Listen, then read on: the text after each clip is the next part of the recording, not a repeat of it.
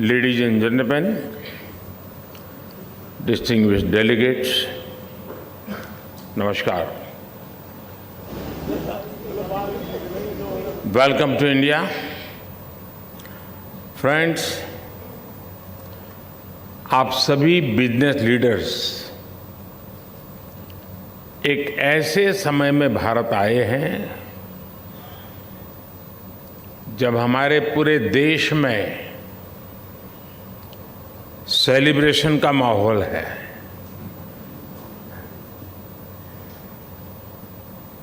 भारत में हर साल आने वाला लंबा फेस्टिवल सीजन एक तरह से प्रीपोन हो गया है। ये फेस्टिव सीजन ऐसा होता है जब हमारी सोसाइटी भी सेलिब्रेट करती है और हमारा बिजनेस भी सेलिब्रेट करता है। और इस बार ये 23 अगस्त से ही शुरू हो गया है।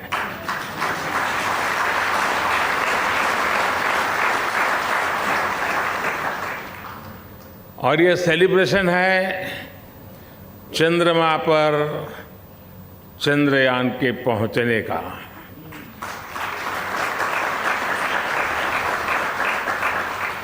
भारत के लूनर मिशन की सफलता में हमारी स्पेस एजेंसी इसरो की बहुत बड़ी भूमिका है, लेकिन साथ ही इसमें भारत की इंडस्ट्री ने भी बहुत बड़ा सहयोग किया है। चंद्रयान में यूज किए गए अनेक कंपोनेंट्स हमारी इंडस्ट्री ने, हमारी प्राइवेट कंपनियों ने, हमारे एमएसएमईज ने उसको आवश्यकता के अनुसार तैयार कर समय सीमा पर उपलब्ध कराए हैं। यानी ये साइंस और इंडस्ट्री दोनों की सफलता है। और इम्पोर्टेंट ये भी है, इस बार भारत के साथ साथ पूरी दुनिया इसे सेलिब्रेट कर रही है। ये सेलिब्रेशन एक रिस्पॉन्सिबल स्पेस प्रोग्राम चलाने का है। ये सेलिब्रेशन देश के विकास को एक्सेलरेट करने का है। ये सेलिब्रेशन इनोवेशन का है। ये सेलिब्रेशन स्पेस टेक्नोलॉजी के माध्यम से सस्टेनेबिलिटी और इक्वलिटी लाने का है। और यही तो इस B20 समिट की थीम है, raise.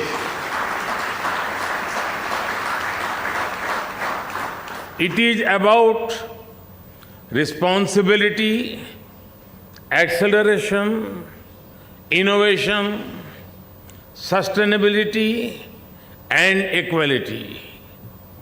And it is about humanity. It is about one earth, one family, one future. Friends, वैसे तो B20 के थीम रेज में आई है।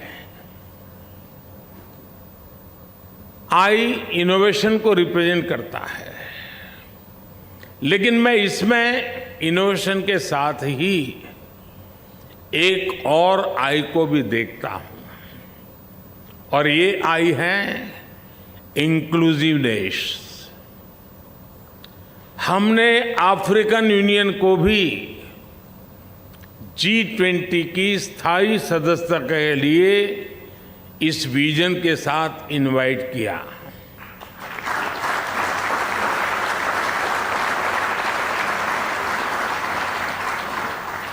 B20 में भी अफ्रीका के इकोनॉमिक डेवलपमेंट को एक फोकस एरिया रखा गया है। भारत का मानना है कि ये फोरम अपनी अप्रोच में जितना इंक्लूसिव होगा उतना ही बड़ा इसका इम्पैक्ट होगा। इससे ग्लोबल इकोनॉमिक चैलेंजेस को हैंडल करने, ग्रोथ को सस्टेनेबल बनाने और यहाँ लिए गए फैसलों के इम्प्लीमेंटेशन में हमें उतनी ही अधिक सफलता मिलेगी। फ्रेंड्स, कहते हैं कोई भी आपदा आती है, बड़ा संकट आता है, तो वो हमें कुछ न कुछ सबक देकर जाता है, सिखाकर जाता है। 2-3 साल पहले हम दुनिया की सबसे बड़ी महामारी, 100 साल में आए सबसे बड़े संकट से गुजरे हैं। इस संकट ने दुनिया के हर देश को, हर समाज को, हर बिजनेस हाउस को, हर कॉरपोरेट एंटिटी को एक सबक दिया है। सबक ये कि हमें अब जिस चीज पर सबसे ज्यादा इन्वेस्ट करना है वो है आपसी विश्वास, म्यूचुअल ट्रस्ट। कोरोना ने दुनिया में इस आपसी विश्वास को तहस नहस कर दिया है और अविश्वास के इस माहौल में जो देश पूरी संवेदनशीलता के साथ, विनम्रता के साथ विश्वास का झंडा लेकर आपके सामने खड़ा है, वो है भारत।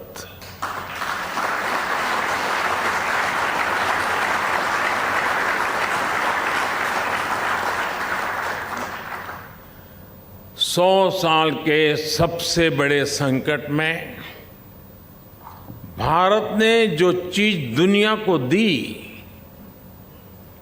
वो है विश्वास, ट्रस्ट, म्यूचुअल ट्रस्ट। जब कोरोना के समय दुनिया को जरूरत थी तो फार्मेसी ऑफ द वर्ल्ड के नाते भारत ने 150 से ज्यादा देशों को दवाइयां उपलब्ध कराई।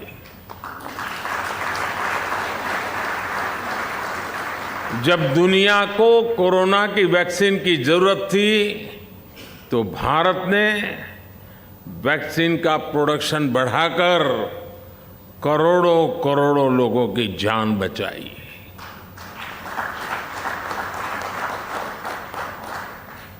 भारत की डेमोक्रेटिक वैल्यूज भारत के एक्शन में दिखती है, भारत के रिस्पॉन्स में दिखती है। भारत की डेमोक्रेटिक वैल्यूज देश के 50 से ज्यादा शहरों में हुई G20 की बैठकों में दिखाई देती है और इसलिए भारत के साथ आपकी पार्टनरशिप बहुत महत्वपूर्ण है। आज भारत में दुनिया का सबसे युवा टैलेंट है। आज भारत इंडस्ट्री 4.0 के इस दौर में डिजिटल रिवॉल्यूशन का चेहरा बना हुआ है। भारत के साथ जितनी आपकी दोस्ती मजबूत होगी उतनी ही समृद्धि दोनों को मिलेगी। You all know business can transform potential into prosperity, obstacles into opportunities, aspirations into achievements. Whether they are small or big, global or local, business can ensure progress for everyone.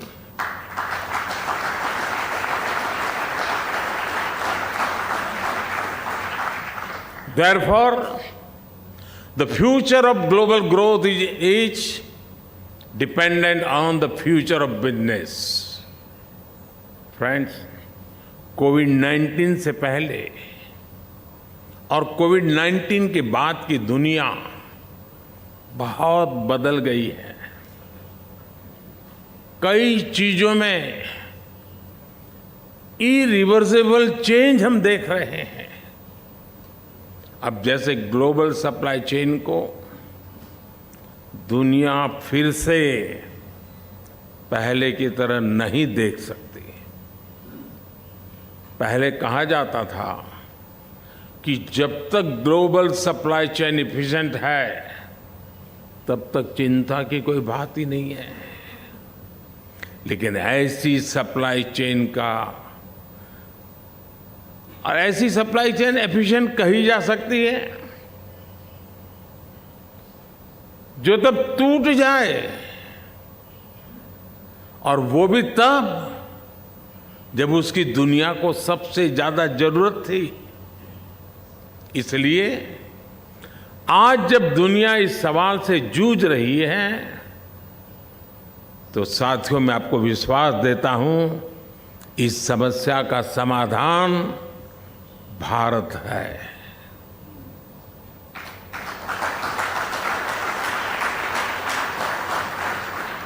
एक एफिशिएंट और trusted global supply chain के निर्माण में भारत का अहम स्थान है, और इसके लिए ग्लोबल बिजनेस को अपनी रिस्पॉन्सिबिलिटी आगे बढ़ाकर और आगे बढ़कर के हम सबको मिलकर के उठानी होगी। फ्रेंड्स, मुझे खुशी है कि G20 देशों के बीच बिजनेस 20 डिबेट और डायलॉग का एक वाइब्रेंट फोरम बनकर उभरा है।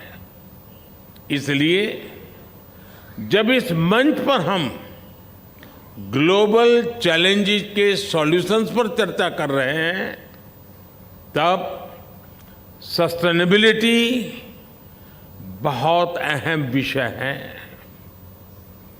हम सबको ये ध्यान रखना होगा कि सस्टेनेबिलिटी की बातें सिर्फ नियमों कानूनों तक सीमित न रहे, बल्कि ये रोजमर्रा की जिंदगी का हिस्सा बने, जीवन का हिस्सा बने।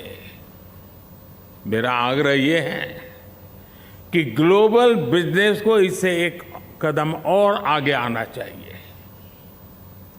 सस्टेनेबिलिटी अपने आप में अपॉर्चुनिटी भी है और एक बिजनेस मॉडल भी है।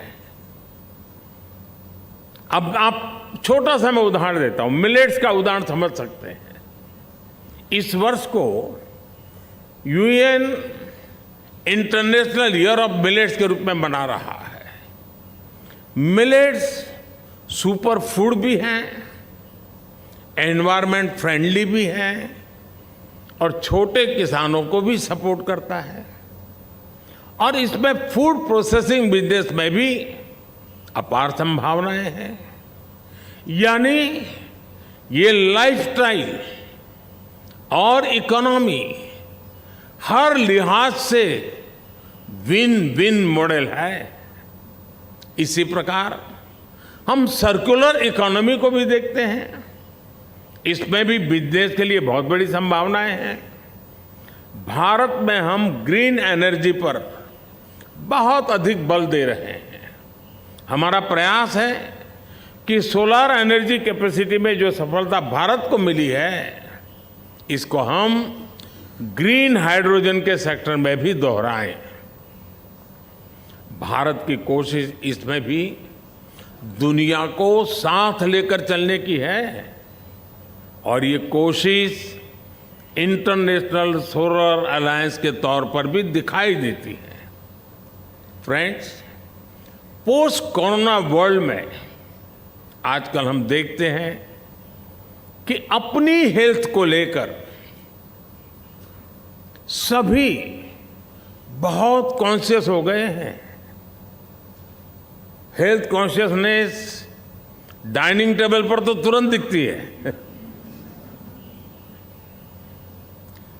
जब हम कुछ खरीदते हैं, जो खाते हैं, जो काम करते हैं, हर चीज में ये जरूर देखते हैं कि इसका हेल्थ पर क्या प्रभाव पड़ेगा। हर कोई सोचता है कि कहीं मुझे तकलीफ तो नहीं हो जाएगी, लंबे समय मुझे मुश्किल तो नहीं हो जाएगी। हमें सिर्फ आज की चिंता नहीं होती, बल्कि ये भी सोचते हैं कि आगे चलकर भी इसका क्या प्रभाव होगा। मेरा मानना है यही सोच बिजनेस और सोसाइटी की प्लेनेट को लेकर के भी होनी चाहिए।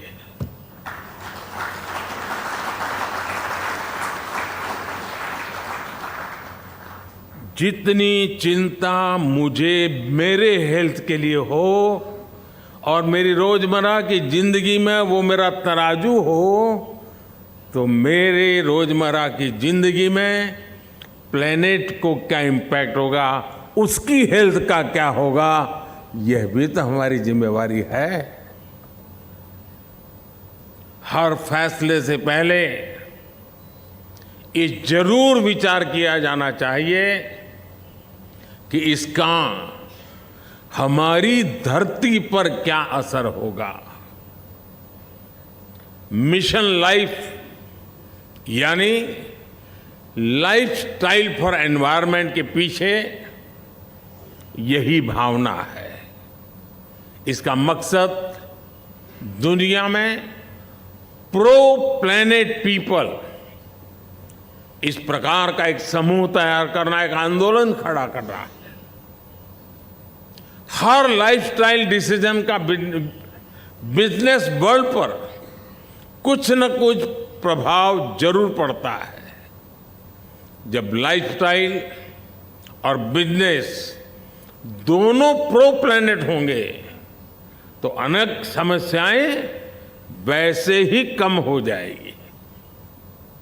हमें इस बात पर बल देना होगा कि अपने जीवन, अपने बिजनेस को हम कैसे एनवायरनमेंट के हिसाब से डालें।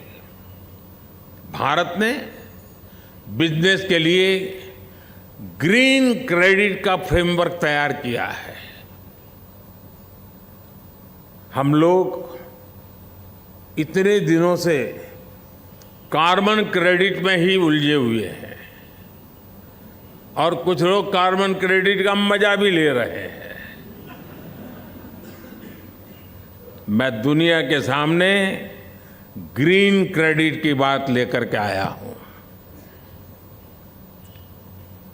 ग्रीन क्रेडिट जो प्लेनेट पॉजिटिव एक्शन पर जोर देता है। मैं ग्लोबल बिजनेस के सभी दिग्गजों से आग्रह करता हूं, कोई इससे जुड़े और इसे एक ग्लोबल मूवमेंट बनाएं। फ्रेंड्स, हम बिजनेस की ट्रेडिशनल अप्रोच पर भी विचार करना होगा। हम सिर्फ अपने प्रोडक्ट, अपने ब्रांड, अपनी सेल की चिंता तक सीमित रहे, ये काफी नहीं है। एक बिजनेस के रूप में हमें एक ऐसा इकोसिस्टम बनाने पर भी बल देना होगा जो लॉन्ग टर्म में भी लाभ देता रहे। अब जैसे भारत ने बीते समय में जो पॉलिसी इंप्लीमेंट की है, उनके कारण सिर्फ 5 वर्ष में ही लोग करीब करीब 13.5 करोड़ से ज्यादा लोग गरीबी से बाहर आए हैं।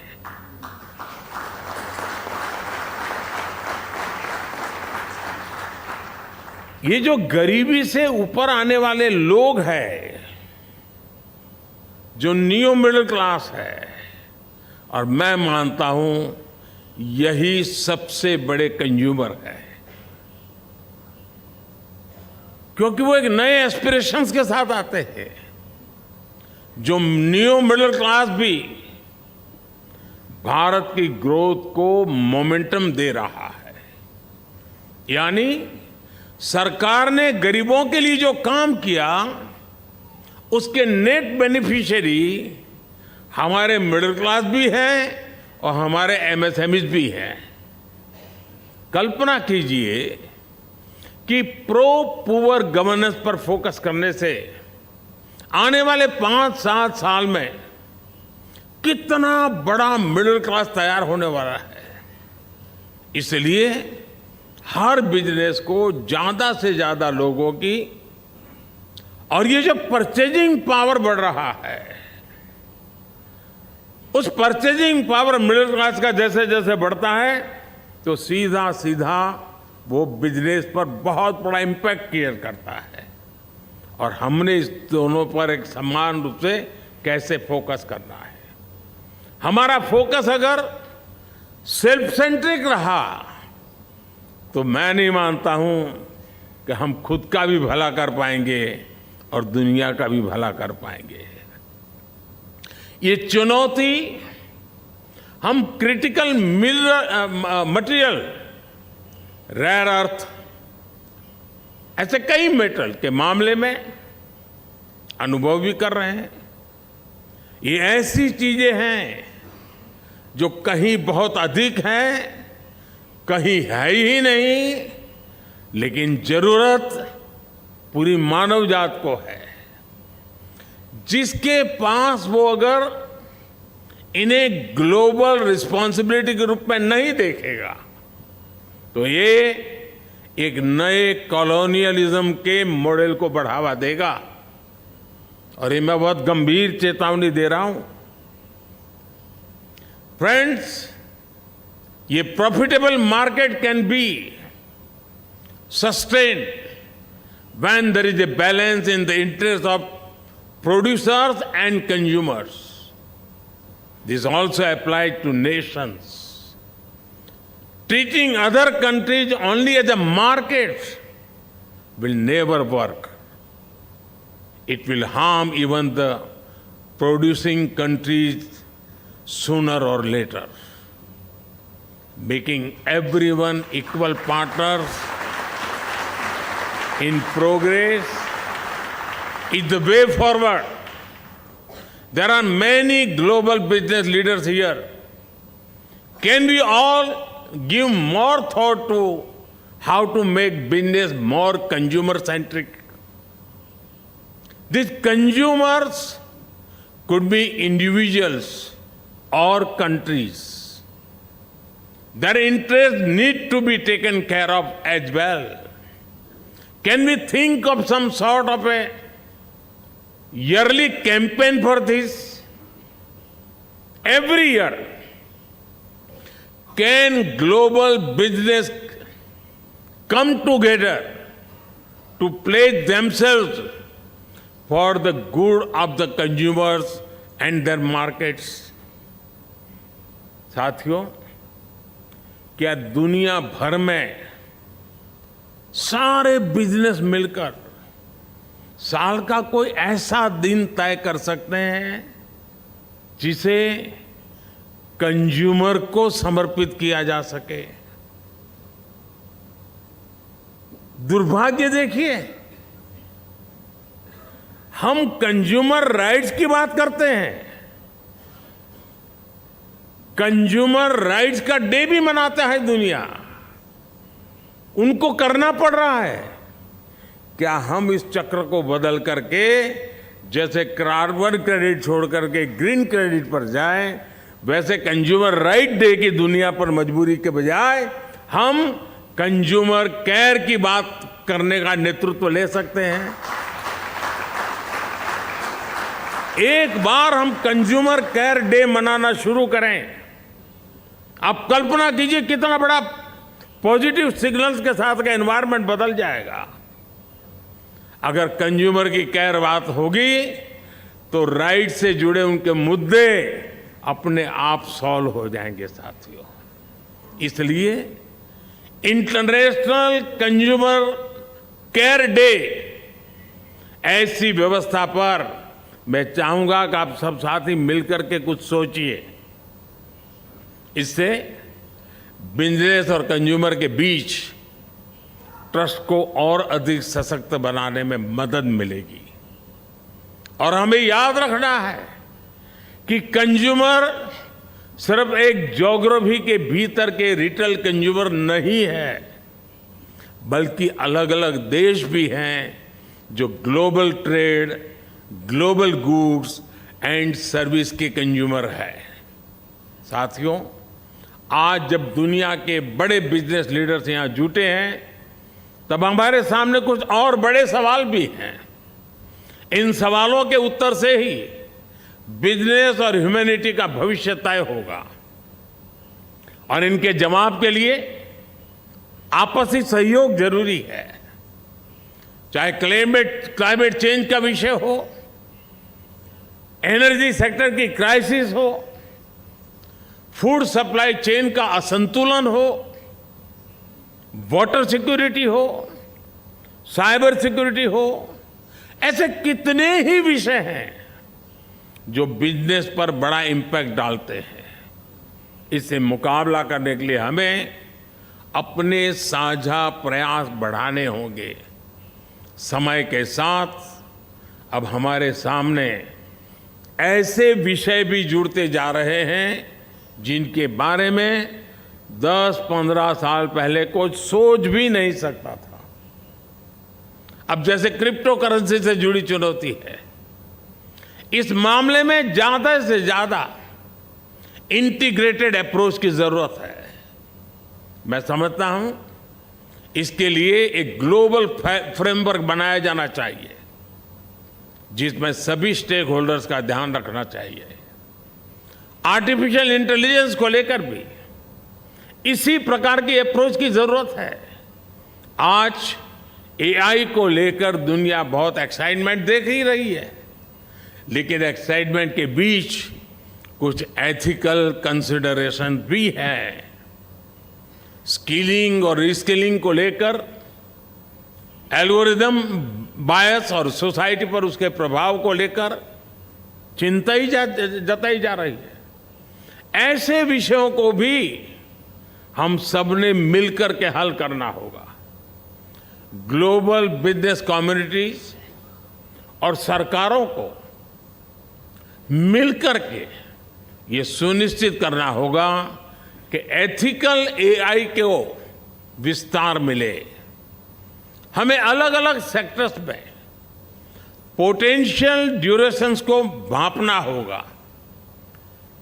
डिसरप्शन हर बार नजर आ रहा है और हम सोचते हैं, हिसाब लगाते हैं, उससे ज्यादा डिसरप्शन का स्केल, उसका व्याप और उसकी गहराई गंभीर होती जा रही है। इस समस्या का ग्लोबल फ्रेमवर्क, उसके तहत समाधान निकालना होगा। और साथियों, ऐसा नहीं है कि ऐसी चुनौतियां हमारे सामने पहली बार आई है। जब एविएशन सेक्टर बढ़ रहा था, जब फाइनेंशियल सेक्टर बढ़ रहा था, तब भी दुनिया ने ऐसे फ्रेमवर्क बनाए हैं। इसलिए आज मैं B20 को यह आह्वान करूंगा कि नए विषयों पर भी मंथन करे, चिंतन करे। Friends, business have successfully gone beyond borders and boundaries.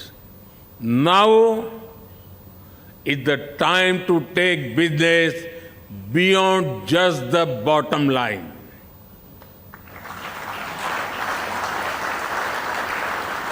This can only be done by focusing on supply chain resilience and sustainability. I'm sure that the B20 summit has paved the way for a collective transformation. Let us remember that a connected world is not just about connection through technology. It is not only about shared social platforms, but also about our shared purpose, shared planet, shared prosperity, and shared future. Thank you.